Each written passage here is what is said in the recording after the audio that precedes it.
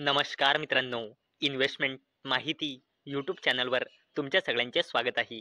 तर मित्रांनो, आजच्या व्हिडिओमध्ये आपण या वीकच्या इम्पॉर्टंट न्यूज आणि इम्पॉर्टंट अपडेट बघणार आहोत. तर चला व्हिडिओ स्टार्ट करूया. तर सगळ्यात पहिले बोलूया ओला इलेक्ट्रिक अँड मोबिलिटी लिमिटेडबद्दल. तर मित्रांनो, Ola electric secure PLI certification for gen 3 scooter portfolio. तर चला अपडेटला डिटेलमध्ये समजून घेऊया. तर मित्रांनो, Ola electric and mobility limited या कंपनीला ऑटोमोबाईल अँड ऑटो कंपोनंट्स सेक्टरसाठी PLI म्हणजे प्रोडक्शन लिंक इन्सेंटिव्ह स्कीमच्या अंडर आपल्या जेन 3 स्कूटर पोर्टफोलिओसाठी सर्टिफिकेशन रिसीव्ह झाला आहे. चला आता बोलूया डिफेन्स कंपनी HAL म्हणजे हिंदुस्तान एरोनॉटिक्स लिमिटेड आणि सिएंट लिमिटेड बद्दल. तर मित्रांनो, HAL Cyient joint venture infotech HAL enters insolvency resolutions. तर मित्रांनो, इन्फोटेक HAL लिमिटेड ही कंपनी इन्सॉल्वेन्सी रिझोल्युशनमध्ये एंटर झाली आहे. आणि मित्रांनो, ही जी कंपनी आहे इन्फोटेक HAL लिमिटेड ही कंपनी हिंदुस्तान एरोनॉटिक्स लिमिटेड आणि सिएंट लिमिटेडची 50-50% जॉइंट व्हेंचर कंपनी आहे. म्हणजे इन्फोटेक HAL लिमिटेड या कंपनीमध्ये 50% हिस्सेदारी आहे हिंदुस्तान एरोनॉटिक्स लिमिटेडची आणि उरलेली 50% हिस्सेदारी आहे सिएंट लिमिटेडची. चला आता बोलूया सोना BLW प्रिसिशन फॉर्गिन्स लिमिटेडबद्दल. तर मित्रांनो, सोना BLW share rise on सेक्युरिंग PLI note for 3 EV traction Motors. तर चला या अपडेटला डिटेलमध्ये समजून घेऊया. तर मित्रांनो, सोना BLW प्रिसिशन फॉर्गिन्स लिमिटेड या कंपनीला PLI म्हणजे प्रोडक्शन लिंक इन्सेंटिव्ह स्कीमच्या अंडर 3 ॲडिशनल प्रोडक्ट्ससाठी सर्टिफिकेशन मिळाला आहे. आणि मित्रांनो, ही update Sona BLW precision forgings limited या कंपनीसाठी एक जबरदस्त पॉझिटिव्ह अपडेट आहे.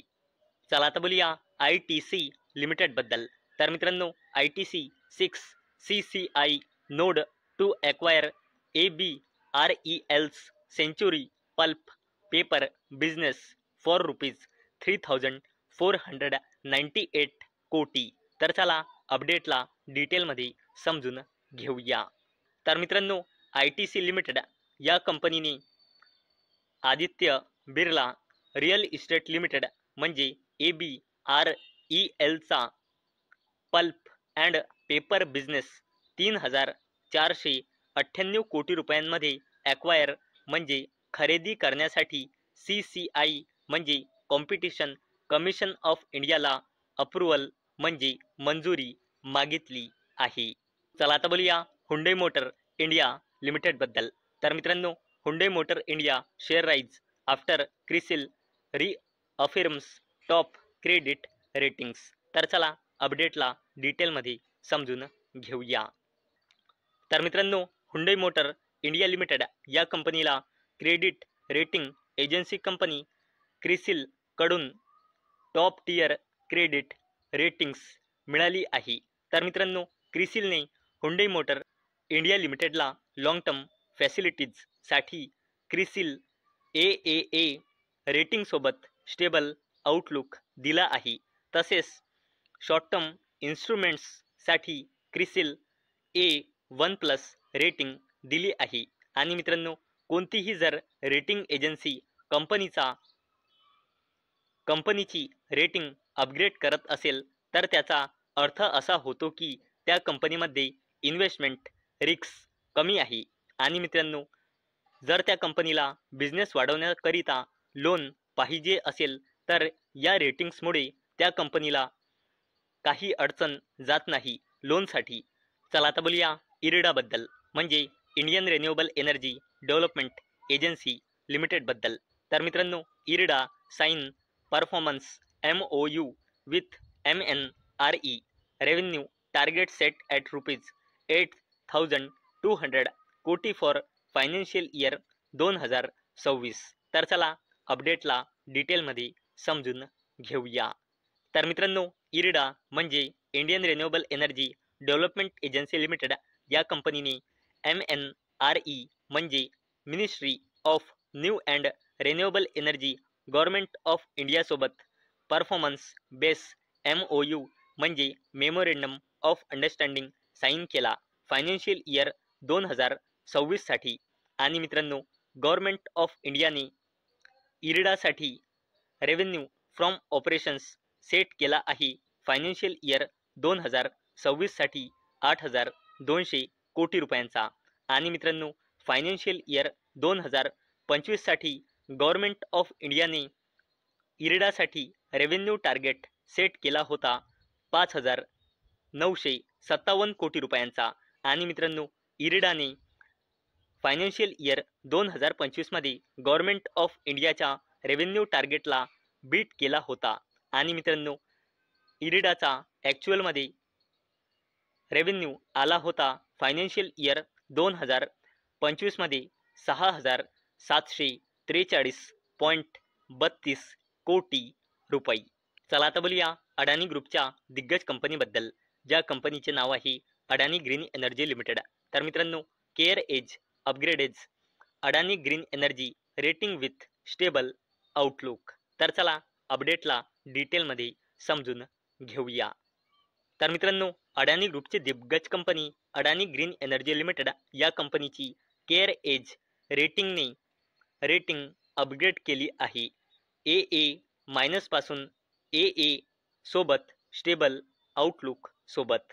आणि मित्रांनो, जेव्हा पण कोणतीही रेटिंग एजन्सी कंपनी कोणत्याही कंपनीची रेटिंग अपग्रेड करते, त्याचा अर्थ म्हणजे त्या कंपनीमध्ये इन्व्हेस्टमेंट रिस्क कमी आहे आणि जेव्हा पण त्या कंपनीला बिझनेस वाढवण्यासाठी लोन लागेल ते बिलकुल इझी मिळेल या पॉझिटिव्ह रेटिंगमुळे. चला आता बोलूया मुकेश अंबानीजीच्या दिग्गज कंपनी रिलायन्स इंडस्ट्रीज लिमिटेडबद्दल.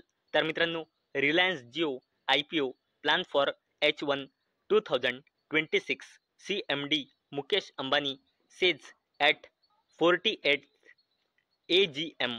तर मित्रांनो, या वीकमध्ये रिलायन्स इंडस्ट्रीज लिमिटेड या कंपनीचा 48वा ॲन्युअल जनरल मीटिंग होती. आणि मित्रांनो, त्याच ॲन्युअल जनरल मीटिंगमध्ये रिलायन्स इंडस्ट्रीज लिमिटेडच्या चेअरमॅन आणि मॅनेजिंग डायरेक्टर मुकेश अंबानी यांनी स्वतःनी घोषणा केली होती की रिलायन्स जिओचा IPO आपल्याला कॅलेंडर इयर 2026च्या फर्स्ट हाफमध्ये पाहायला मिळू शकतो.